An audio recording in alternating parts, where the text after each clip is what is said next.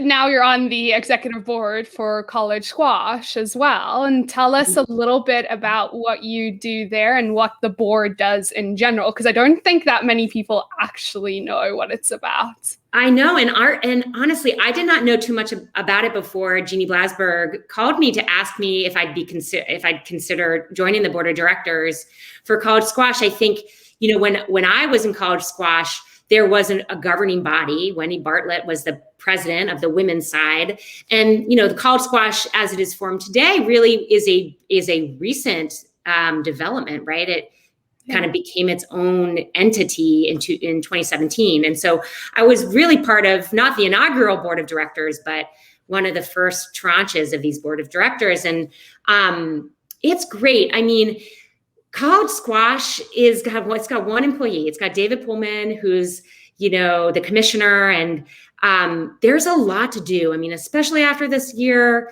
losing the programs that we did, and with COVID and the pandemic shutting down play, we're a board of 9, with 4 of those being coach directors with full-time jobs in the coaching world, in the collegiate coaching world.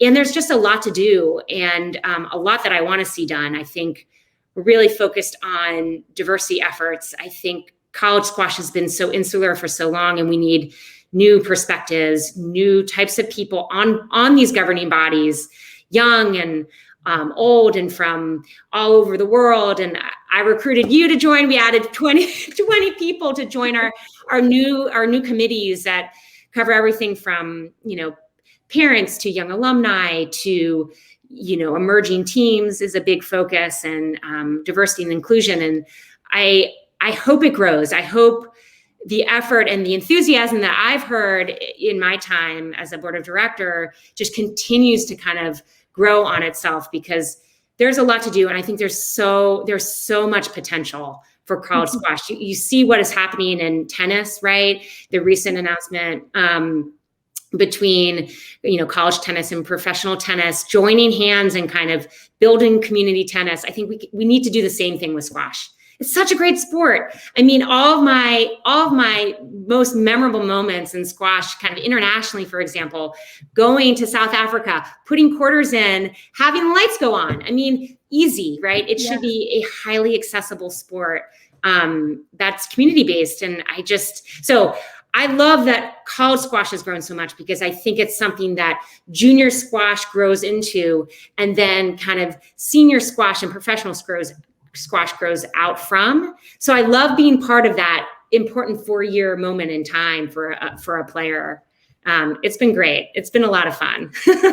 Absolutely. And thank you for the work you're doing as well. I think it's so important. And this is a conversation that you and I have actually had in the past of how do we get more college graduates to stay in the game? Because I feel like, Margaret, like you've shown, you don't have to, and we have so many amazing professional players now. Like, it warms my heart to see them doing so incredibly well. I'm like, I know them. Like, I feel like I'm close to them. But there's also an opportunity here. We've shown that you don't have to be a professional player or a squash coach to still give back to the sport, right? Like, you can be on a board, on a young alumni board. You can be a part of a community program. How do we continue to break down those barriers, I would say, that once a college student graduates and trying to get into the squash world again? Yeah, I think there's so many things we need to do. I think access to courts, like as we've talked about, is critical. And my hope is that there'll be more and more courts and more public, highly accessible courts where you don't need to pay a very large membership, an expensive membership, to be able to play. I think that needs to happen, period, end stop. There need to be more courts and more opportunities to get on court. What Howe Cup, the women's team tournament does, I think I'd love to see that grow, because, that's probably one of the first things you did post-college, right? And it does 2 things. It keeps you playing, and it keeps you playing around a purpose, right? Like, you're playing for this tournament, but then you're meeting all these amazing women from all walks of life, from juniors all the way up to 80 years old, right? That could be on your team or on your city's team. So even though we were part of the A team, there were the Bs and the Cs and the Ds. And we've got to build that community around the sport, because from that community, you get asked to play on different things. So you get, you're a guest at somebody else's club. You form connections in new cities because this person knows that person. And, I'm looking for a game. You have to kind of build events, I think, in addition to kind of clubs for people to play. At least that's how I felt like Howe Cup for me was a huge way that I connected back into the sport, especially because there were just not a lot of women who continued to play after competitively after college. And I was just jonesing for that competition, and it gave it to me. And it gave me all these new young players that I didn't know. I don't know if we would have met otherwise, right? Yeah. So those are certainly two ways in which we can make sure that that college players continue to play. I think alumni need to be out there and connecting with those young players and being a resource both to their schools, but to the greater kind of CSA collegiate squash community. And there, again, as you said, a lot of ways that you can do that, whether it's through, CSA work or, urban squash. All the SCA programs, I think, are another great way to stay involved in your community and connected with other squash players. But there's so much I think we can do that's untapped, that I know you're working on in your committee. And I'm so thankful for you for your work on that. Absolutely. I just think it's so important to give graduates that resource. And I personally think it should start while they're still in college, introducing them to the larger world that is out there. I would never even have been able to play on that Howe Cup team if I hadn't met AJ Copeland, like my senior year of college, randomly at UVA, right? So I was so grateful for that connection. But who knows, it could have taken years for that to have happened if I hadn't met her back then. And I think the thing that's so hard when you're graduating from college is you're kind of stripped from all of your communities, right? Yeah. And college is such a kind of insular experience where you've got your friends and your squash and everything is organized. And so I agree, we need to make that transition just much smoother, because first of all, you're entering into maybe a whole new city. You've got a new job. You feel it's stressful. You're suddenly accountable to more than you're just yourself, right? You've got a boss. You've got clients, and so, like we were talking about earlier, squash can be such a great outlet, socially, emotionally, physically. And so we need to make it easier for people to continue to play and to have it be part of their mental health routine, honestly, and their physical routine. So I think you're right. The connection has to start in college. Make it easy so that when you're making that transition, you've already got people to talk to in different cities who can get you out and connect you with the squash scene wherever you may land. Absolutely. And Margaret, you're in the career advice and resume building and writing avenue now, and helping young graduates sort of find that next step, and also helping professionals who've been in their roles for many years. But what kind of advice would you give any college senior right now, having gone through a really difficult year, having dealt with COVID, maybe their season's canceled?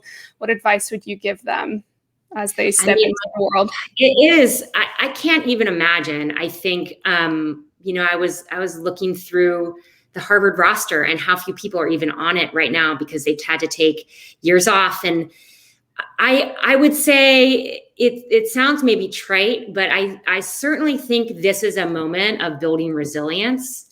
And there's going to be points in your life where the track you thought you were on gets shifted or broken, and it's really uncomfortable, and it really can set you off. And the ability to kind of take stock on your own skills and the things and the values that you really hold dear, that are really part of your core identity, that's what's going to get you through. And there'll be opportunities on the other side. I think for every change, for every door that's closed, there are new doors that are open. And so I think it's going to be okay. It's certainly my words of advice is it's going to be okay. Don't be afraid to ask for help. Ask your coaches. Ask. I think one thing I didn't learn in college and period is to go and ask my teachers for help. Like, I didn't know about office hours. I don't know about you, but like, it's a thing that you should go to. It will help you do better in the class. And I think like you got to take that lesson out into the world. And so when I'm working kind of with my clients now, you can build a great resume. It can be an amazing resume. That resume is going to be one of thousands of resumes. If you're not talking to the people and not just as informational interviews, like, oh, I need a job. Ask people questions about themselves. Learn what you can from the people around you and let them help you. Don't be shy. Ask like, do you know anyone in the X profession or the Y industry? Let people help you. And I think the older we get, the more we want to help the next generation. So I would say kind of take everything you've learned as a competitive squash player, which is, drive and perseverance and that resilience, and have it carry over into confidence and being able to kind of fight for yourself and advocate for yourself in the professional world, because you do need to shine. You don't have a built-in infrastructure to kind of push you forward. It's up to you now to kind of to strike your own path. But there are a lot of people there to help. I think, that's the thing about quote unquote networking is it takes two to tango, but there are people here waiting to help you, waiting to talk to you about, what you want to do next and waiting to help you get there. So that's my advice is, again, take from lemons, turn it into lemonade, but also realize that we all recognize, the world recognizes this kind of crazy time. And everyone is, I think, a lot more patient and has a lot more time and I think there's a lot of generosity coming out of this pandemic. And I think, we'll see that carry through over the next few years as people are trying to find their way in a new post-COVID world. Well, I feel inspired to go out and change the world now. Thank you for that free advice. I can always rely on you, Margaret. Thank you for everything you're doing, obviously for the world of squash, for college squash. I'm so excited about the future of this wonderful game that we get to play, and to have you be a part of leading it in that direction.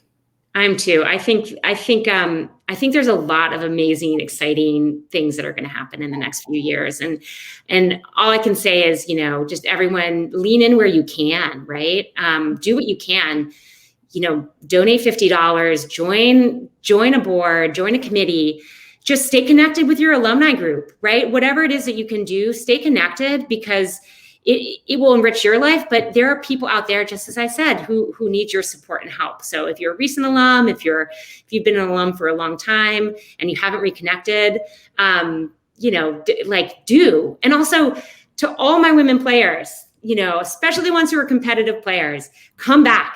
It's bad to start, but you get over the hump and then you play and you remember how much you love it, and you meet all these wonderful young players like yourself, and you have new sparring partners.